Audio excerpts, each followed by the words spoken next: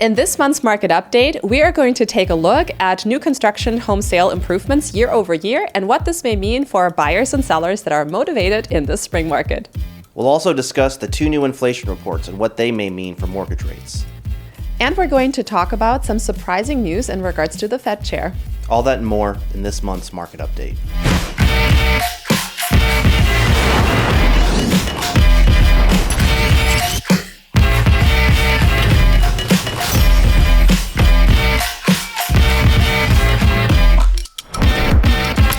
Welcome to this month's market update.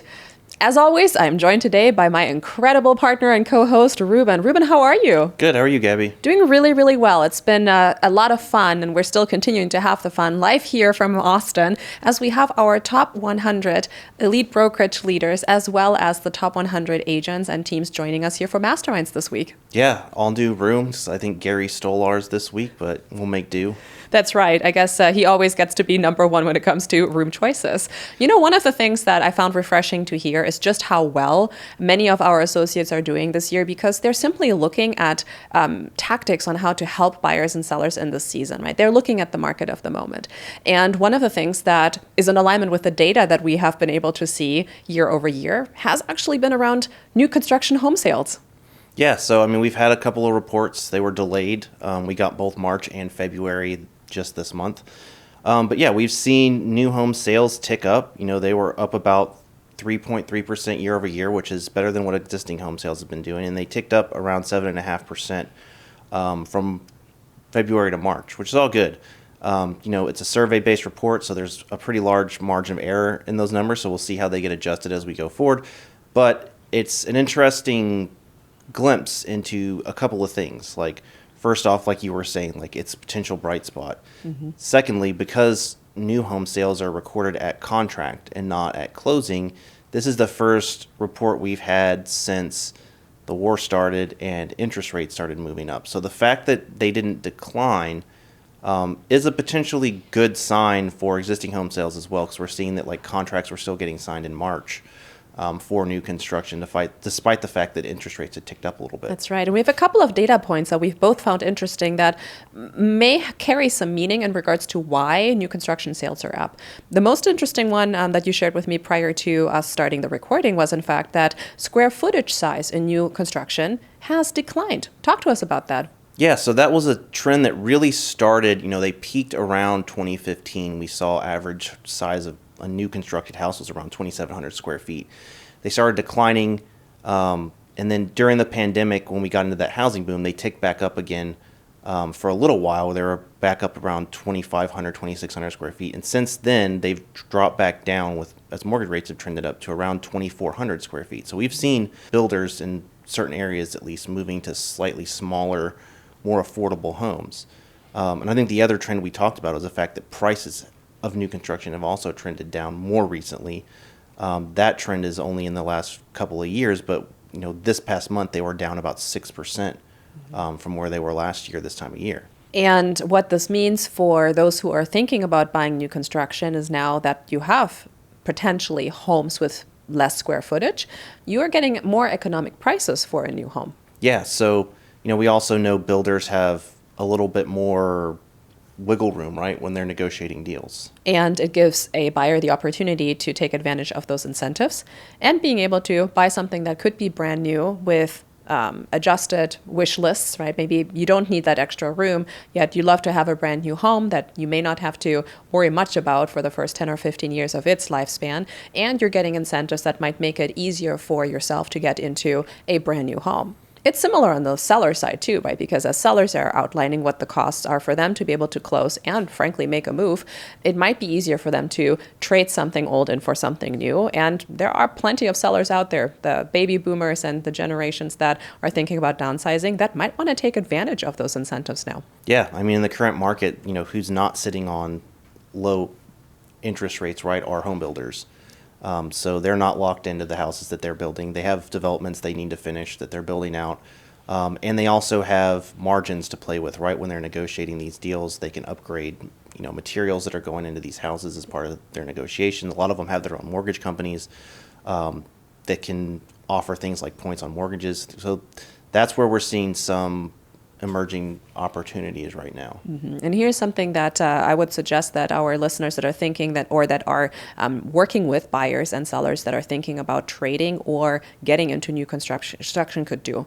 Number one are those concessions that we've been talking about, right? Number two is get really clear on what the builder incentives are, because to your point, Ruben, they change frequently, and being on top of what it could mean can have a big impact on someone's down payment or ability to get into a new home. And right now it seems to be an opportune time to be able to have the conversations by following up and circling back to the buyers and sellers that may be interested in it in this market.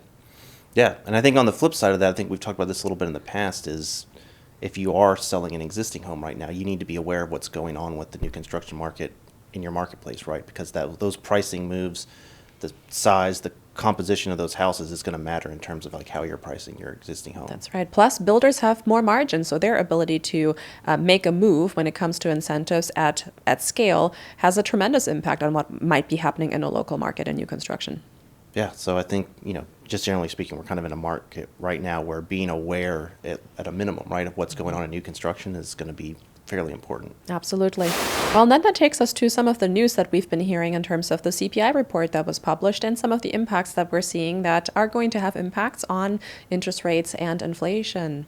Yeah, so we had two reports actually on inflation for March. We had both the CPI report and the PCE report. The way they're different isn't too important. It's really the PCE report measure things a little bit more broadly, but it gets adjusted more frequently. So you'll see the CPI get used for things like inflation adjustments on contracts and stuff, versus PCE is what the Fed prefers because it measures a few more things, and it also is going to be adjusted frequently to be the most kind of accurate measure in a lot of ways of inflation. Why do those reports matter to us?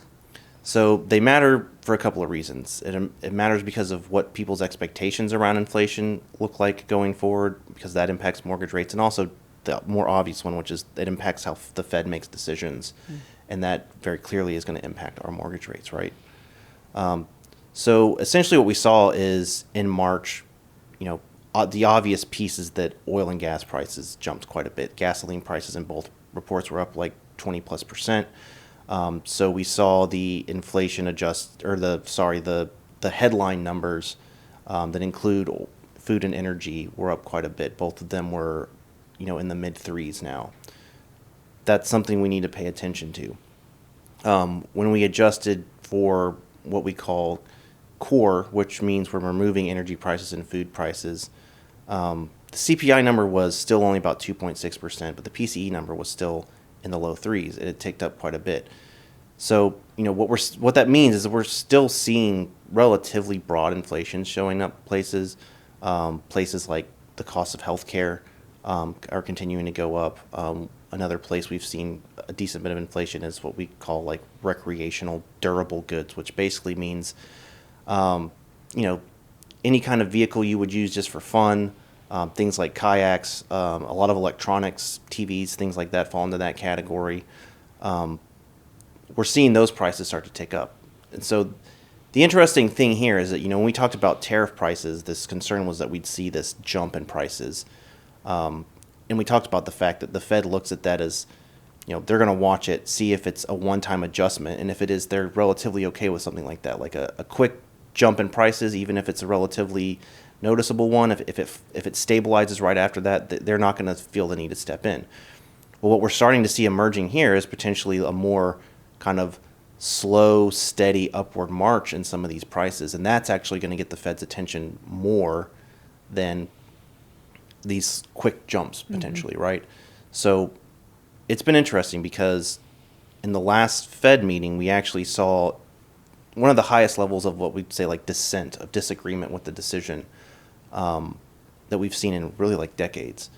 And, one person was dissenting along the lines of, I think we should lower rates instead of raise them. But the other three dissenters were actually arguing about language in the statement that sort of indicated to people that the Fed was still looking to lower rates in the future.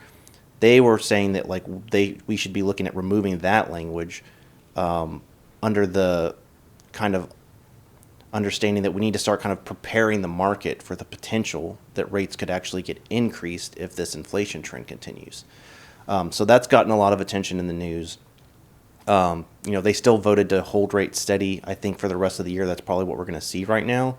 but it's something we need to keep our eyes on. So when people's expectations about inflation adjust over time and their expectations about Fed decisions start to look, they start to assign a higher probability essentially that the Fed could raise rates sometime the next year to 5 years. It puts upward pressure on mortgage rates. And we've seen that. Like rates today are sitting at around 3.5%. We started the year, I'm sorry, not 3.5. Oh, that would be nice, wouldn't it? It sure would. We'd all be buying real estate. Right. They're sitting at around 6.5% right now.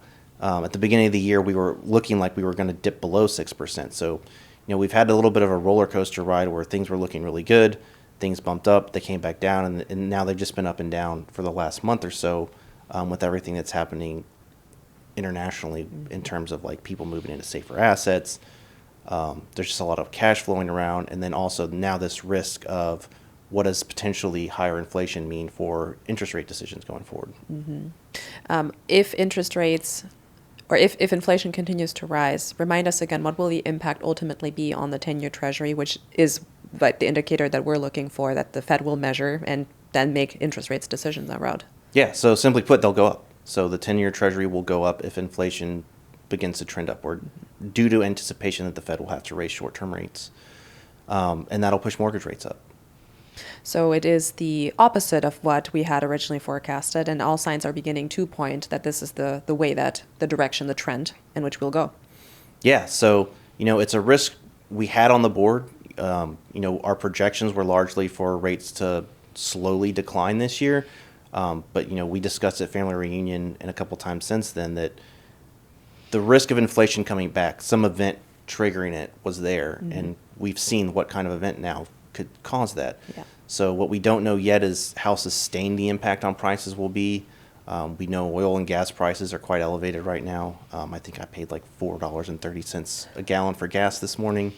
And I'm sure a lot of our audience is experiencing that as well. Yeah, let's not talk about the West Coast and what might be happening with gas prices at the pump there, but you're absolutely correct. Yeah, and God forbid if you drive a diesel, you're really feeling it right now. That's right. So at the end of the day, consumers are sitting on their wallets now because we are continuing to see a tightening of the belt because of what is happening with consumer goods and at the pump.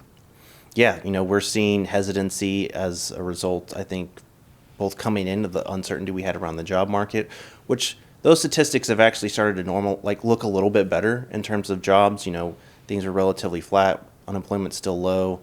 We're not seeing a rise in layoffs on a broad scale. We see headlines around these big AI companies doing layoffs and stuff like that, big mm-hmm. tech companies. But when you look at it holistically, we haven't seen a huge movement in terms of unemployment yet. So keep an eye on it. But that so far is actually holding steadier, which was something we were a little bit concerned about coming into this year. But we just injected a whole new type of uncertainty this last month into the markets. So now we're going to deal with that for the next couple of months at least. Speaking of surprises, Ruben, another surprise was the news in regards to the Fed chair. Yeah, so at the end of that Fed meeting we've just been talking about, in his press conference, Jerome Powell, the current chairman of the Federal Reserve, announced that he was staying on for his governorship.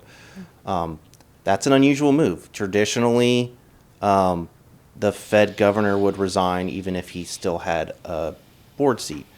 So it's a little bit interesting the way all of this kind of works. We talked about it a little bit at Family Reunion, and maybe we've talked about it a little bit since in a couple of these episodes, but basically, you have the Fed board, which really is about regulating financial markets and banking, things like that, as well as being involved in monetary policy. You have presidents of individual Federal Reserve banks also.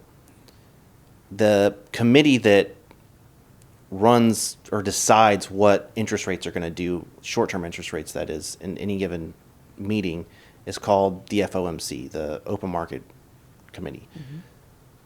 That committee is made up of a mix of those governors, the chairman of the Federal Reserve Board, and the individual bank presidents. Not all of them, that they rotate through essentially. They all get a vote. The chairman of the Federal Reserve Board traditionally has always also been elected the chairman of the FOMC. There's a vote. The FOMC gets to appoint somebody, vote on them. They become the chair that gets to manage the FOMC meetings. As a chairman of the Federal Board, you can also hold a board membership, right? A governorship.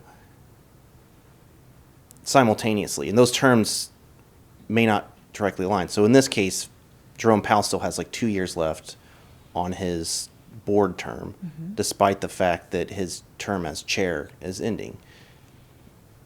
Traditionally, just in order to kind of get out of the way of the next guy, you would step down, give up those extra 2 years. The president would then appoint someone into that seat, and you would have a new chairman. So you basically have like kind of a two-person movement into the committee. With Jerome Powell now staying, and he's kind of just pointed out that he's not going to leave at a minimum until, all of this stuff happening with the Justice Department and him get settled out. It's done. But he could stay longer. Like I said, he has a 2-year term. So he's going to be there. It's going to be an interesting situation where you have a former chair now on the FOMC while there's a new chair. There's even a scenario where the current FOMC could vote to have him stay the chair of the FOMC despite there being a new chair of the Fed. So it could get quite dramatic in the economics world. What impact could this, I was just about to ask, what impact could this have for humans like you and me sitting here in Austin, Texas? What it's probably going to mean is there's going to be a little bit more contentious decision-making happening on the Fed. I think it'll mean that there's one less potentially more dovish appointee that could go in. In the end, I think it's going to wash out in terms of the decisions over the next 6 months are going to look very similar to the decisions we've seen over the last 2 or 3 years. Yes. So I would expect it to still remain fairly I guess we've been, I would say, a little bit hawkish over the last 6 months. So I think we're going to continue to see a lot of essentially just pauses in rates. I think the odds that we're going to get even one rate cut this year continue to go down. I don't think it's likely at this point, especially with these 2 recent inflation reports we'll have to watch. But in the end, it seems to have, for the most part, kind of been a wash in the markets. I think it instilled some confidence in some places and some concerns in some others. And as we've seen, mortgage rates have trended up a bit. So we'll see what happens, but I think in the end, the Fed's just going to continue to hold rates steady for a lot of this year, most likely. Well, and in light of the news and the realities, what realtors can do right now to be great fiduciaries to their clients is to let them know that this is what the rest of the year may look like. Sometimes, we wonder if our clients are waiting when they hear industry news like mortgage rates could adjust and the trend could go slightly down. And now is a great time to be able to explain what the economic data is showing so that clients that may have had this as an obstacle to make a move may have different realizations in regards to how they might want to affect getting into a home, right? If there is motivation, then there's new construction, accessibility that perhaps it's worth looking at again, and the opportunity to go back to sellers and to the previous showings that may have been had to run what those mortgage rates will look like, and if buyers who are motivated want to take advantage of it, knowing that mortgage rates are not going to have a significant impact on the decision making. Yeah, I mean, one thing this does provide one more piece of evidence for is kind of dispelling the misconception that something's going to change at the Fed that's going to dramatically lower mortgage rates anytime soon. That's right. That's not going to happen. The Fed doesn't set mortgage rates anyways. So it's a big misconception out there. Yeah, so I would say in the end, just expect rates to remain slightly elevated where they are. The worse inflation reports are, the more likely that those rates are going to stay high. If inflation reports improve, we may see them start to slowly trend down. Yeah. That's basically your 2 scenarios right now, more of the same, or things slightly trend down if inflation gets better. Yeah. The good news for our listeners is we'll continue to keep a close pulse on what is happening, and we'll be able to synthesize what this may mean 30 days at a time. Yeah, absolutely. And of course, we'll continue to keep a close eye out on those reports and keep a pulse on the market as it will continue to change. Please also keep in mind to click like and subscribe to our podcast. It is my birthday month, so please share this with a friend as well and make sure that we get those double clicks. If you have questions as we are continuing to synthesize what the changes in the markets and the economy may mean, feel free to add them to our YouTube channel, and we'll be sure to address them in the coming months. Until next month, we'll see you here at the Market Update Podcast. Until then.